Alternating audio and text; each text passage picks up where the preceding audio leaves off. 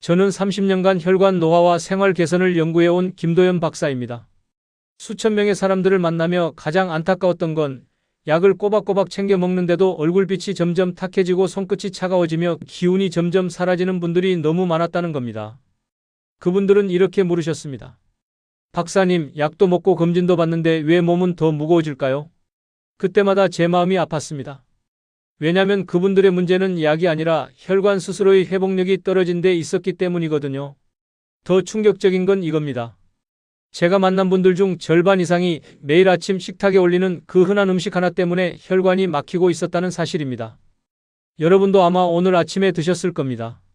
건강에 좋다고 믿으면서 말이죠. 심지어 어떤 분은 건강검진에서 정상 판정을 받고 석 달 만에 쓰러지셨습니다. 혈관은 조용히 망가집니다.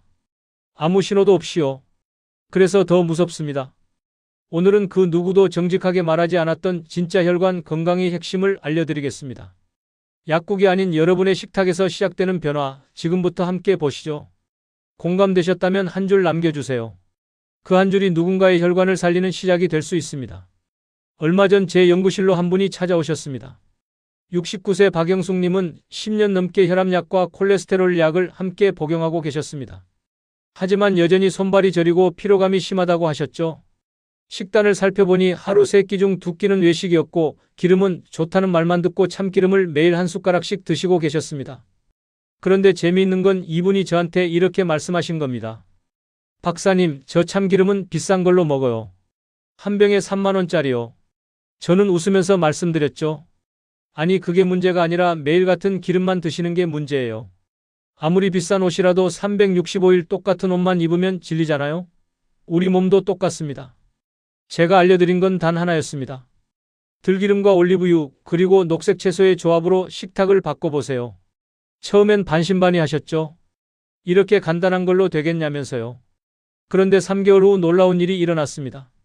손끝의 저림이 사라지고 얼굴빛이 맑아졌습니다. 혈압도 안정적으로 유지됐죠. 박영숙님은 저한테 전화하셔서 이렇게 말씀하셨어요. 박사님, 저 이제 계단 오를 때 숨 안 차요. 손주들이 할머니 얼굴이 환해졌대요. 이런 변화가 특별한 사람들에게만 일어나는 게 아닙니다. 여러분도 충분히 가능합니다.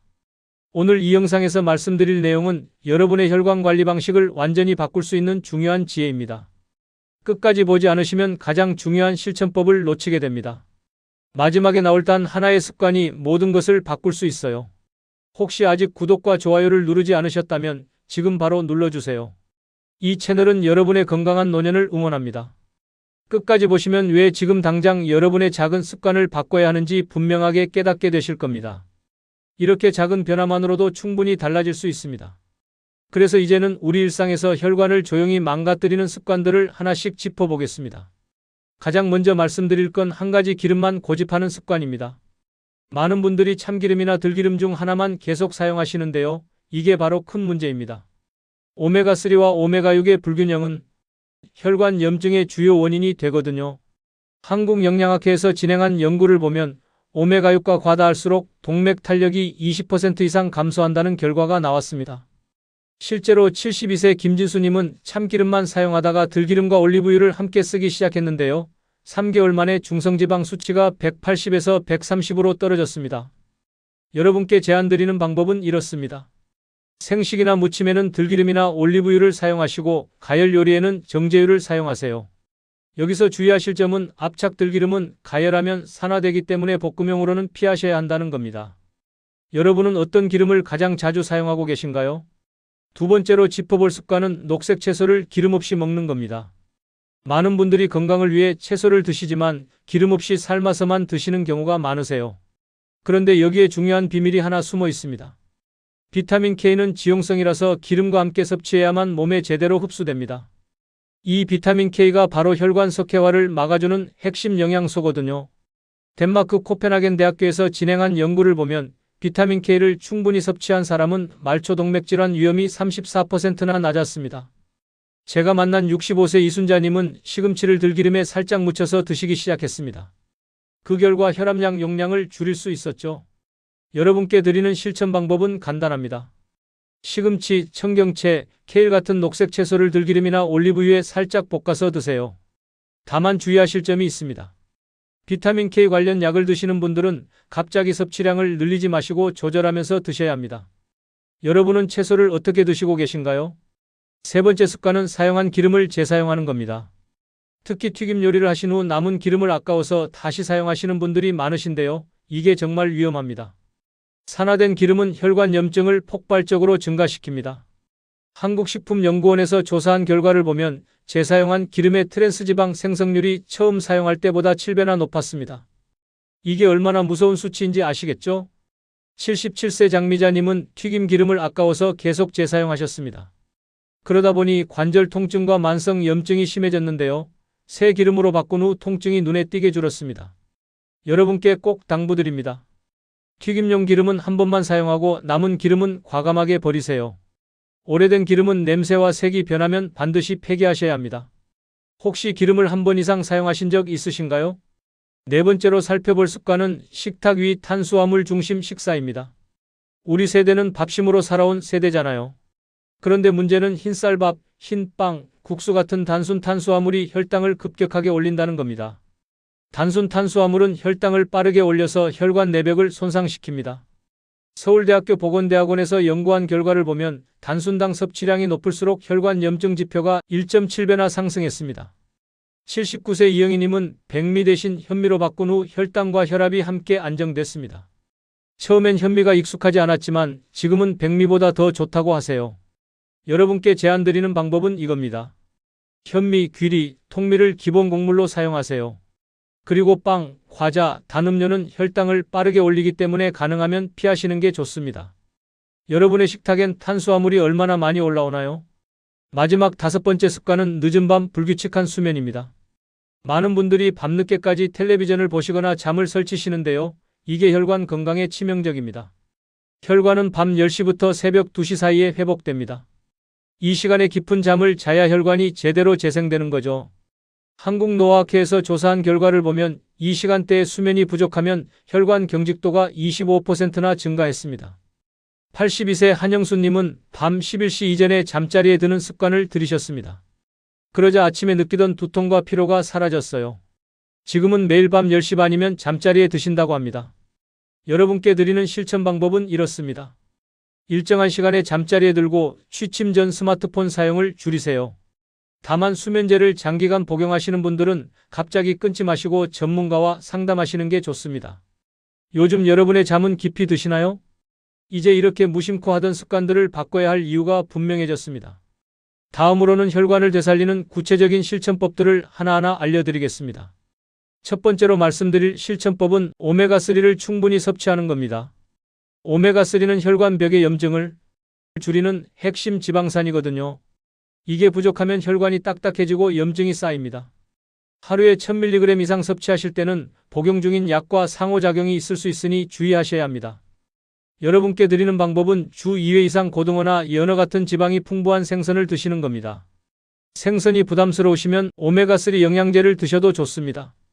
여러분은 오메가3 섭취를 얼마나 하고 계신가요? 두 번째 실천법은 좋은 식물성 기름을 선택하는 겁니다. 들기름과 카멜리나 오일은 오메가3 함량이 높고 기름 균형을 잡아주는 훌륭한 선택입니다. 시중에 나와 있는 여러 기름 중에서도 특히 이 두 가지를 추천드립니다. 다만 압착유는 산패가 빠르기 때문에 냉장 보관이 꼭 필요합니다. 실온에 두면 금방 상하거든요. 샐러드나 나물에 생으로 섞어 드시면 가장 좋습니다. 집에 있는 기름 혹시 산패된 냄새가 나진 않나요? 한번 확인해 보세요. 세 번째 실천법은 비타민 K와 비타민 D를 함께 섭취하는 겁니다. 이 두 가지 비타민은 함께 섭취해야 칼슘이 혈관이 아니라 뼈로 이동합니다. 칼슘이 혈관에 쌓이면 혈관이 딱딱해지는 석회화가 일어나거든요. 비타민 K 관련 약을 복용 중이시면 섭취량을 조절하셔야 합니다. 여러분께 드리는 방법은 시금치나 청경채 같은 녹색 채소에 들기름을 곁들여서 드시고 하루 15분 정도 햇빛을 쬐는 겁니다. 햇빛을 쬐면 비타민 D가 만들어지거든요. 오늘 햇빛 아래 10분이라도 걸으셨나요? 네 번째 실천법은 피토스테롤이 풍부한 식품을 드시는 겁니다. 피토스테롤은 콜레스테롤 흡수를 막아서 혈관벽을 깨끗하게 만들어줍니다. 식물성 스테롤이라고도 부르는데요. 혈관 청소부 역할을 한다고 보시면 됩니다. 유전 질환이 있으신 분들은 섭취를 조절하셔야 할 수 있습니다. 브로콜리, 아몬드, 카멜리나 오일에 피토스테롤이 풍부하니 이런 식품들을 꾸준히 드세요. 이런 식품들이 여러분의 식탁에 얼마나 자주 올라오나요? 다섯 번째 실천법은 규칙적인 걷기와 충분한 수분 섭취입니다.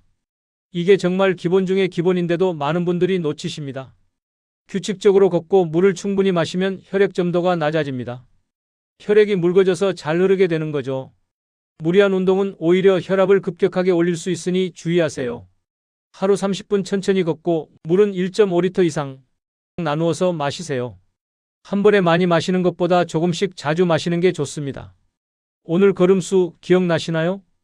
여섯 번째 실천법은 스트레스 관리입니다. 만성 스트레스는 혈관을 수축시키고 혈압을 올립니다. 심호흡이나 가벼운 명상, 취미 활동으로 스트레스를 풀어주세요. 하루 10분이라도 좋아하는 일을 하면서 마음의 여유를 가지시는 게 중요합니다. 일곱 번째 실천법은 정기적인 혈액 검사입니다. 6개월에 한 번씩은 혈압, 혈당, 콜레스테롤 수치를 확인하세요. 수치 변화를 지켜보면서 생활 습관을 조정하는 게 가장 확실한 방법입니다. 마지막 여덟 번째 실천법은 금주와 금연입니다. 술과 담배는 혈관을 직접적으로 손상시키는 가장 큰 적입니다.